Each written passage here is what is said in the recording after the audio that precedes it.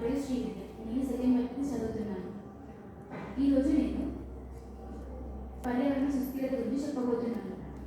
మనం ప్రకృతి రక్షణగా పుట్టాం కాబట్టి మనం బాధ్యత ఎంచుకొని ప్రకృతిని ఎల్లప్పుడూ రక్షిస్తూ ఉండాలి. పర్యావరణ సుస్థిరత అంటే మనం ఉన్న వనరులను మనం వాడుకుంటూ భావితరాలకు అందజేయడమే. అవి మనం కలుషితం చేయకుండా మన పూర్వీకులు ఎలాగైతే మనకి అందించారు అలాగే మనం మన భావితరాలకు అందించాలి. గాలి, నీరు, మట్టి, ఖనిజాలు మరియు ఇలాంటివి చాలా ఉన్నాయి. చాలా ప్రకృతి వనరులను మనం కాపాడుకోవాలి. రసాయనాల వల్ల, ప్లాస్టిక్ వాడకాల వల్ల నీరు, గాలి వంటివి కలుషితం అయిపోతున్నాయి.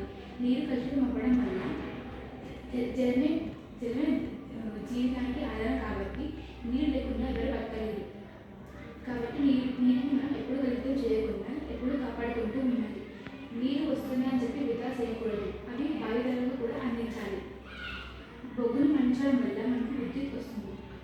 విద్యుత్ని కూడా మనం కాపాడుకోవాలి. విద్యుత్ని అస్సలు వృధా చేయకూడదు. ఎన్నో ఇండస్ట్రీలు పెట్టడం వల్ల గాలి అనేది కలుషితం అయిపోతుంది. వాహనాల అభివృద్ధి పెరగడం వల్ల గాలి కలుషితం అయిపోతుంది. గాలి మనం పీల్చుకోవడానికి కూడా పనికి రావడం లేదు. ఇలా ముందు తరాలకు అందిస్తే వారు తిండికి కాకుండా గాలికి కూడా ఖర్చు పెట్టాల్సి వస్తుంది. ఇలాంటివి జరగకుండా ఉండాలంటే ఇప్పుడు మనం వాడుతున్న వనరులను జాగ్రత్తగా వాడుకుంటూ ముందు తరాలకు బాధ్యతగా అందించాలి. ఇదే మన ధర్మం.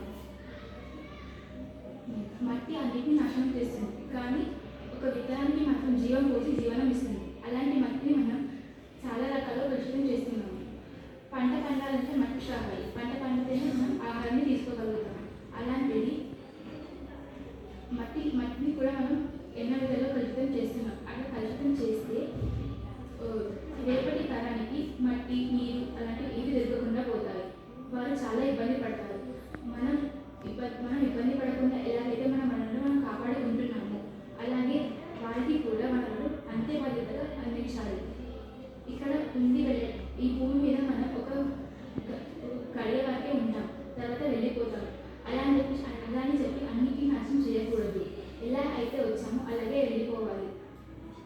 అవి మనను బాధ్యతాయుతంగా ముందు స్తరాలకు అందించాలి. గాలి, నీరు, పచ్చని చెట్లను చూస్తే మనకి చాలా ప్రశాంతంగా ఉంటుంది. మన మానసిక స్థితి బాగాలేకపోతే చెట్ల మధ్య తిరిగితే మనకి నయమైపోతుంది. అలాంటి చెట్లను ఎప్పుడు నరకకూడదు. చెట్లు పెంచితేనే గాలి వస్తుంది. ఈ నాలుగు అంటే గాలి, నీరు, మానసిక స్థితి, మట్టి ఇలాంటివి కాపాడాలి. ఇవి కాపాడడం మన బాధ్యత. ఇవి కాపాడడానికి మనం అందరం కలిసి కృషి చేయాలి. నీరును వృధాగా వాడాలి. నీరును వృధాగా వాడకూడదు. రసాయనాలు వాడకూడదు. బొగ్గును చాలా జాగ్రత్తగా ఉపయోగించుకోవాలి. ఇలాంటివి చేస్తే మన పర్యావరణాన్ని రక్షించుకుంటూ మన ముందుతరానికి కూడా మనం వీటిని అందించవచ్చు. అందరికీ ధన్యవాదాలు.